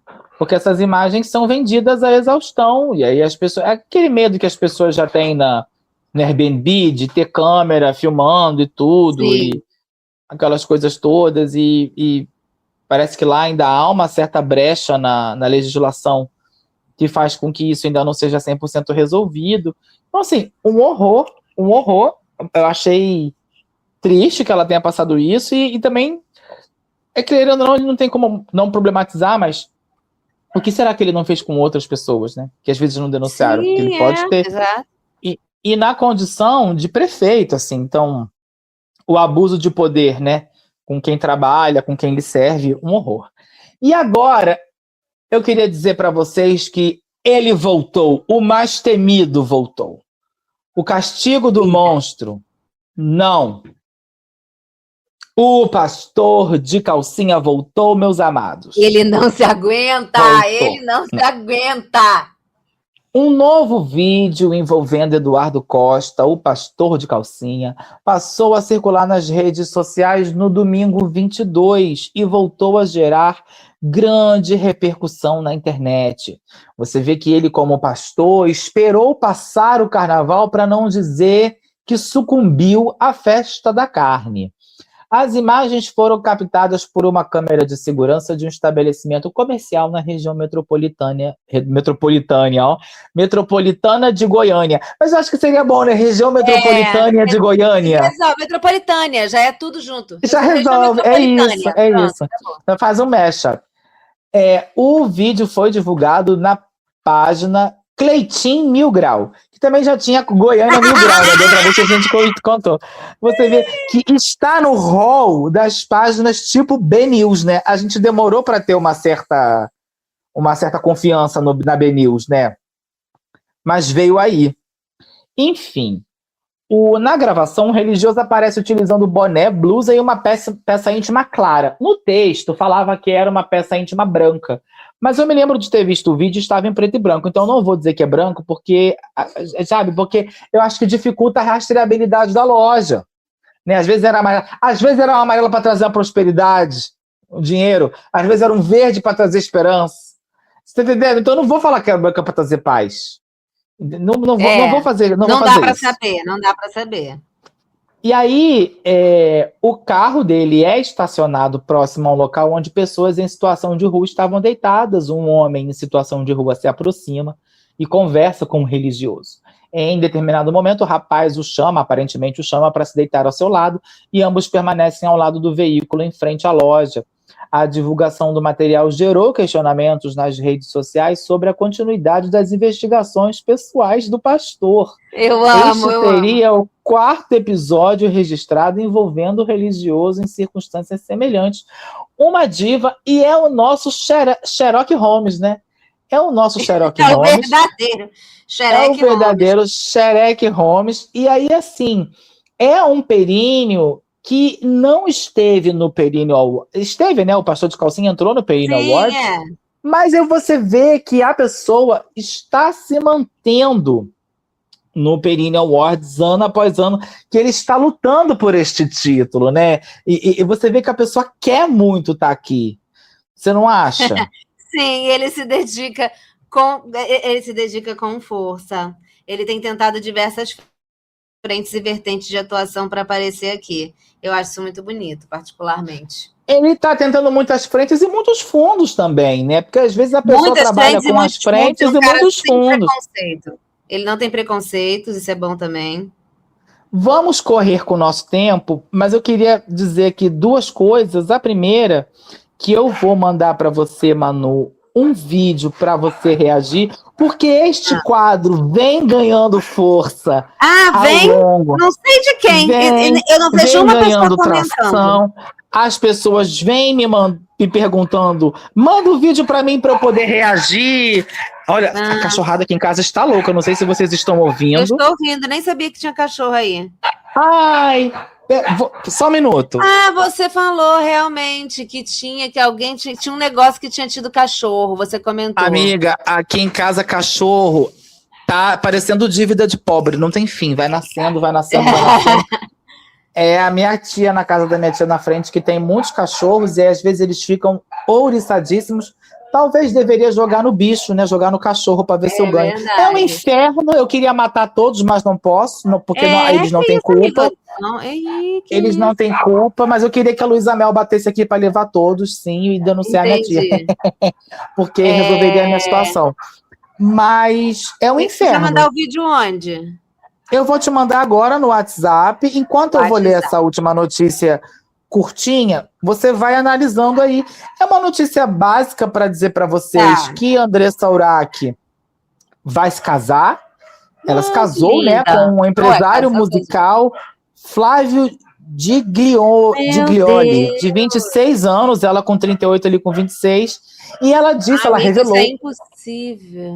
Calma, amiga, vai chegar a sua hora. Ela disse que realizou uma cirurgia de harmonização íntima antes do casamento, como símbolo de um novo começo.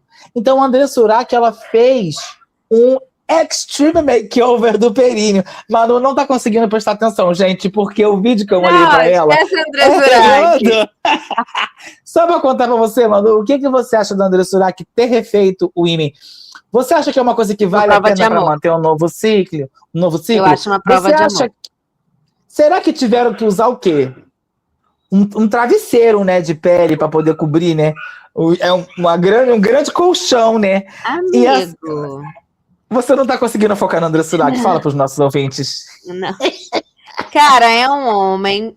Amiga, não, sem pudores. Descreva esse vídeo sem pudores. Amores, é isso aí. André Surak botou um ímã novo, tá? Pra poder perder a tampinha. Ela fechou de novo a Tupperware. Oi, fala. Diferente desse moço aqui, que realmente abriu tudo que era possível. Mas ele tá... Gente... Isso aqui atrás é o cu dele. Onde que ele tá enfiando? Ai, meu pai do céu. Ah, mas ele tem 2 cus? Não, é um só, amiga. Ah, tá. É não. um só. Tinha uma parte pra trás que ele tá assim. O vídeo abriu? O vídeo abriu todo? Ele tá numa posição... Abriu. Ele tá na posição arreganhada, que eu fiquei confusa. Achei que tinha visto mais buraco do que tem. Porque ele está com as pernas bem arreganhadas, assim, né? Do frango assado. E aí... Ele está botando uma latinha de refrigerante, mas assim, não é botei a pontinha na cavidade posterior. E não é assim, botei a pontinha. É completamente. Ele vai até quando... assim, ele estava a um passo de ter que ir para o hospital tirar essa latinha, que da latinha fazer... Entendeu? Ele foi assim, no limite do limite. E aí ele fez a pressão externa, a latinha fez... Poc, e saiu. E aí ele se senta, enquanto ele acaricia o seu pinto, ele abre a latinha de refrigerante e toma. É como se o cu dele fosse como se o cu dele fosse uma geladeira. Sabe? Que ele estava ali mantendo para ficar numa temperatura. Ou estava para descongelar, né? Ou para descongelar. É como se o cu dele fosse o preparativo para ele abrir essa lata. Então, para deixar na temperatura adequada. É um pouco isso que aconteceu. Eu fiquei pensando que, assim, para esse vídeo ser perfeito, veja... E aí o título do post se chama Amazing Muscle Control, né? Assim, controle muscular fascinante. Músculo anal. Maravilhoso. Mas sabe o que eu fiquei pensando desse vídeo? É que para mim o que ficou faltando desse vídeo era com a força do períneo ele abrir a lata de refrigerante. Cara, e se ele quisesse, ele conseguia. Você acha que ele não quis para não sujar o sofá? Né? Porque podia derrubar, Podia derrubar, se ele quisesse, ele conseguia. Esse divo tem 166 mil seguidores no Twitter. Se você quiser seguir depois, me manda uma mensagem que eu mando o link, né? Aqui é a divulgação acadêmica, para vocês verem do que é. Porque a gente fala sempre de recordes, né? Para a gente ver do que a pessoa é capaz, né? Sim. As pessoas sempre nos surpreendem, né? Porque eu não canso de descobrir coisas novas desse mundo, né? Não. Canso. Sabe que o mundo é muito surpreendente. Você sabe que ontem eu não sei porquê. Às vezes a internet me sugere páginas de coisas assim, restauração de imagem católica. Eu fico, gente, pra quê, né? E aí eu descobri que existe uma Nossa Senhora... imagem católica. Você é o terror do algoritmo. O algoritmo vai tentando de tudo pra ver o que você quer. E aí eu descobri que tem uma Nossa Senhora, que é a Nossa Senhora do Minho, lá em Portugal. E a imagem dela é a diva segurando 2 milho assado. Ou cozido, ou cru. Mas 2 milhos já fora da casca, já viu? Coloca aí, Nossa Senhora do Minho. E é a Nossa Senhora segurando 2 milhos. Eu achei incrível. E eu lembrei desse outro vídeo que tá aí para você ver agora no seu WhatsApp e também reagir para nós, por favor. Calma aí. Esse quadro que é o react da Manu. Que esse quadro só pode ser aqui no Perino, que ele não poderia ser no YouTube, ele não poderia ser no Instagram, entendeu? Eu amei que é um homem do campo, mas eu achei que faltou... É o Chico Bento, né? É o Chico Bento. Mas eu achei que faltou um pouco de esforço, porque ele não tirou a calça toda, mas eu acho que é medo, tá? Ele pega a blusa dele, ele tá deitado em cima da blusa, então ele tira a blusa e coloca no chão. Só que você vê que ele não tá num gramado e atrás tá aqui o milharal. E ele não encosta nenhuma parte do corpo dele no gramado, deve ter bicho aqui. Ele não encosta, porque aí ele tá só com a blusa, ele tá deitado com as costas em cima da blusa, mas as pernas para cima, e ele não tira a calça toda. Que talvez seja o medo de alguém chegar, um trabalhador rural chegar e flagrar essa filmagem, ele conseguir se vestir a tempo. Pode ser também bastidores. Mas é isso, aí ele tá nessa pose, a calça assim, abaixo do joelho, ele deitado dobrado, o chapéuzinho de Chico Bento, ele segurando no abdômen, ele não tá deitado completamente, ele tá assim com a parte, como se estivesse, né, segurando no abdômen e botando lá o milho, fazendo seu milho. E você vê que é um vídeo recente, é 22 de dezembro, né? Eles já estavam nos preparativos para o Natal, e é um vídeo com 32 mil likes. E Então, ele assim, vende, né? Ele vende, embaixo está, para descobrir o que eu fiz nesse milharal completo, é só acessar aqui. Mas, amiga, eu me pergunto, se isso já é a amostra grátis, o que ele não fez no milharal completo, né? Tem um outro vídeo dele que é provando picolés exóticos, aí ele alterna entre o picolé de milho verde e uma mamada. Então você vê, né? Cara, e é fascinante porque nos comentários é cheio de vídeos de piroca de homem mostrando... A pessoa querendo mostrando ser um milho para completar ele, né? É fascinante. Gente, tem uma menina aqui que é meio... É a menina o quê? Você conhece a colega de faculdade? São várias camadas. Quê? O que a menina colega de faculdade? Aqueles, né? Vão ficando. A menina que tá nos comentários é colega de faculdade? O quê? Não. Ah, agora chegou outra aqui que é o picolé, que é dele também. Não é muito interessante? Não é fascinante? Eu acho que a criação de conteúdo ela tem chegado em lugares... Era o picolé, ele dá 2 chupadas no picolé e de repente vai tomar rola no lugar do picolé. Provando picolés exóticos. Você vê que eu acho que a criação de conteúdo ela está chegando. Vai demorar muito para ela chegar no teto. Sabe, assim, tudo foi criado. Não há mais o que criar. A gente está aceitando tudo também, assim. A gente se choca com pouco hoje em dia, eu acho. Mas é porque assim, eu acho mais honesto a pessoa gravar um vídeo enfiando milho no cu do que a pessoa pegando um vídeo do outro, colocando a cara dela e só ficar fazendo sinais mudo, porque tem uma originalidade. Entendeu? Tem uma originalidade aí, eu acho que tem um The Power of Perineum, então eu acho que tem um poder aí, o empoderamento, né? Total. Não, também acho, concordo. Hoje eu tô parnasiano, né, amiga? Eu tô meio parnasiano, eu tô eloquente, tô tentando falar difícil. Eu amei. Vamos para os avisos? vegano, né? Vamos, por favor. Milhos. Avisos pastorais. Nos avisos pastorais, as notícias que ficaram de fora, ou talvez de dentro, mas de outro jornal e não do nosso, porque tudo é uma questão de perspectiva. Gente, hoje tá um saco, eu tô parecendo Bial hoje, né? Assim, a coisa meio... Use filtro solar. Use filtro solar, que ódio desse vídeo. Enfim, nós sabemos que vocês chegaram até aqui. Se você deixar um comentário lá, cheguei, milho, comente milho, se você chegou até o final desse episódio, porque aí o Spotify não vai dar bloco. E o Spotify não vai falar nada. Ele vai esse episódio bastante peculiar, nós não estávamos esperando um episódio tão perineal, né, Manu? Mas eu acho que a vida foi se revelando. Quase que a gente teve que fazer um especial períneo. Exatamente. Enfim, vamos aqui trazer as notícias que ficaram de fora. Eu tô com saudade, às vezes, de falar uma notícia séria. Mas será que tô? Não sei. Quando a gente lê a notícia séria, a gente fala, não tava, não. Eu não sabia, sabia o que estava pedindo. Ai, pois é. Mais tristeza, mais desgraça, mais feminicídio. Não sei, a gente bota períneo. Enfim. Estados Unidos autorizam saída de pessoal da embaixada em Israel por risco à segurança. O país, no entanto, não deu detalhes sobre os supostos riscos de segurança que levaram à decisão. A imprensa norte-americana, por outro lado, entende que a medida está relacionada a crescentes preocupações com o risco de um conflito militar com o Irã. Alunos de escola cívico-militar do Distrito Federal são punidos com flexão e PMs são afastados. Não tem como para mim funcionar uma escola em que os PMs dão aula na escola, mas enfim.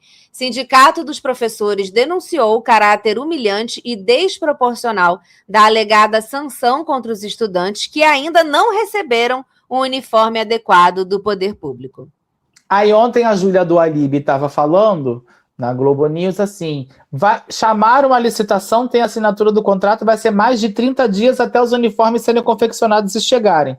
Vai fazer flexão todo dia até lá por uma culpa que não é dos alunos? Sabe? Enfim. Aqui, uma coisa séria, né? O Salgueiro, eu acho que o Salgueiro é uma escola que tem como orixá o Xangô, e eu acho que no Ebó para Xangô eles botaram Itaipava, porque a coisa por lá não tá muito boa, não. A Dilcinho, o bicheiro mais procurado do Rio, foi preso em Cabo Frio. Segundo a Polícia Federal, a Dilcinho é considerado o maior produtor e distribuidor de cigarros falsificados do estado e integra a cúpula do Jogo do Bicho no Rio de Janeiro. A Dilcinho era patrono do Salgueiro, né?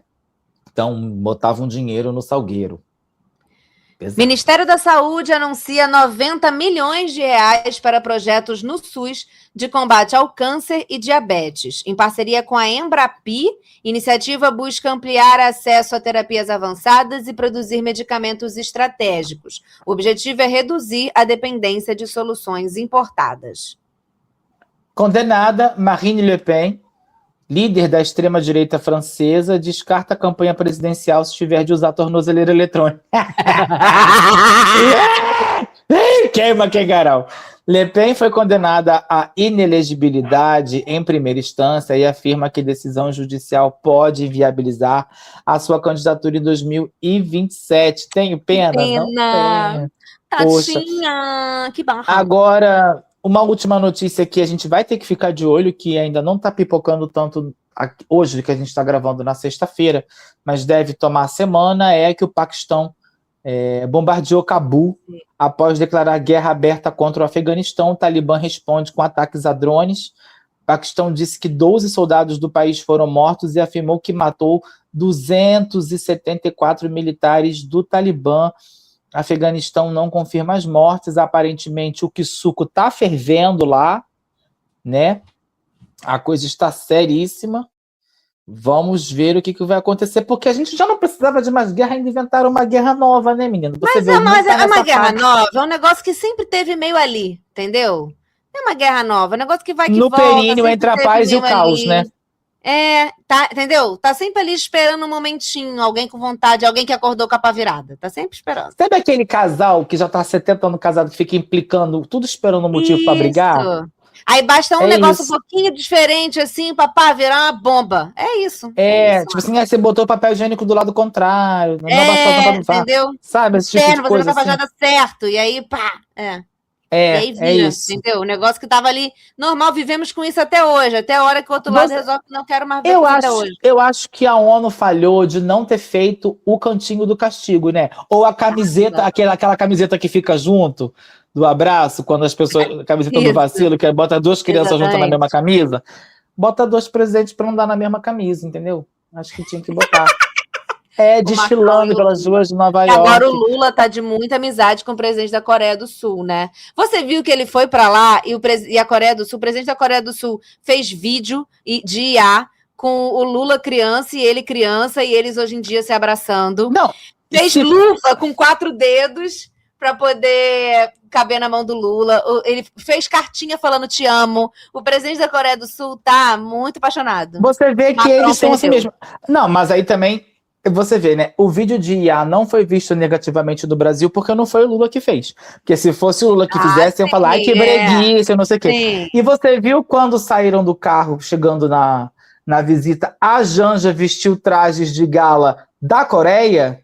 Eu vi, tipo, e vi que o Lula parecia uma coisa Carmen Sandiego, uma coisa que assim, um chapéu meio Carmen Sandiego, né? Um espião inglês, Não, essa viagem foi incrível, eu achei a cobertura dessa viagem maravilhosa. A primeira-dama, ela fica super emocionada quando vê a Janja em trajes de gala coreanos, assim. Aí o presidente da Coreia com uma gravata que parece aquela que o Lula usa muito, né? Que é azul, verde, amarela. Muitas questões, muitas camadas. Achei interessante. Sim. Entregaram performance, entregaram qualidade. Nem parece que o filho do Lula tá aí com quebra de sigilo na CPI, né? Né? Mas enfim. Se meu filho tivesse com quebra de sigilo na CPI, eu ia estar na Coreia, entendeu? Atrás de quem me ama também. E o presidente da Coreia ama o Lula, parece.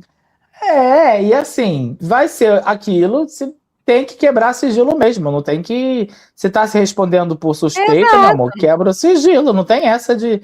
Mas é que tá todo mundo num caso meio maluco, né? Porque, olha, a gente tá aí com essa CPI do INSS que começou a entregar um monte de gente da direita, o pessoal pegou Lulinha para Cristo, como se ele fosse a única pessoa envolvida com política para poder fazer isso.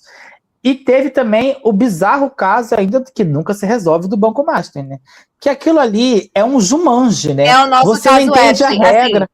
Assim, o caso Epstein, claro, tem não só guardadas as devidas proporções de impacto mundial, como o fato de que você envolve menores, mas eu faço a correlação porque, assim, quem não tá no Epstein tá no Banco Master.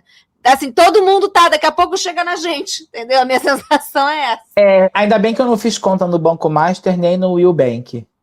Eu não tenho conta em lugar nenhum desses, não tenho dinheiro.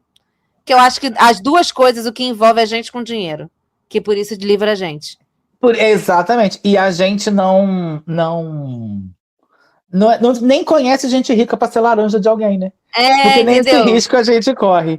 Enfim, então gente, eu queria pedir desculpa a vocês, porque a Manu ficou no chat me cobrando para poder ser menos prolixo, mas hoje eu estava parnasiano. Né? Nosso episódio ficou um pouquinho maior. Manu vai me xingar. Não, né? Vai mandar o avô dela vir quebrar o meu ar-condicionado. Eu sou uma grande controladora, mas tudo ficou dentro do tempo porque as pautas acabaram, teve pauta que a gente fez menos tempo, então tá tudo bem, não se culpe. Tá, tudo bem. Tá bom. Eu tô preocupado, né? Porque a Manu agora vai estar mais perto do Vaticano. Se ela rezar pra cair meu cabelo lá, deve funcionar mais. Entendeu? Você sabe, eu descobri, com essa eu encerro minha participação, que eu tava vendo as ruas lá em Bérgamo e tudo é João 23, João 23. João 23 é o Papa que abriu o Concílio Vaticano II, né? Que é o que essa galera odeia, diz que destruiu a igreja pelo simples fato. E pra mim que você pode... Diga. Não, pra mim ele é a ressurreição de Dom João VI.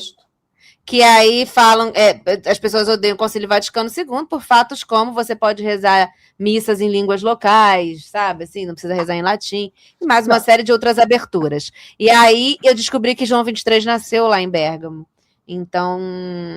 Eu acho engraçado porque 100% das pessoas que eu conheço que defendem a missa em latim não falam latim.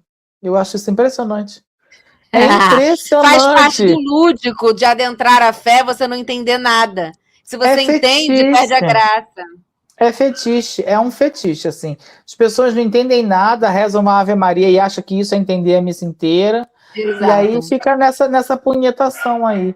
Agora tá rolando também na Warner, né, o negócio na justiça por conta do documentário dos Arautos do Evangelho, né? Arautos. É um kikiki danado nisso aí. Vamos estudar isso aí para trazer. Beijo, então, Brasil. A gente chama a Tabata de novo, de novo, quem sabe. Ela gosta, né? Ela é ótima. Então tá bom, beijo Brasil, beijo Manu.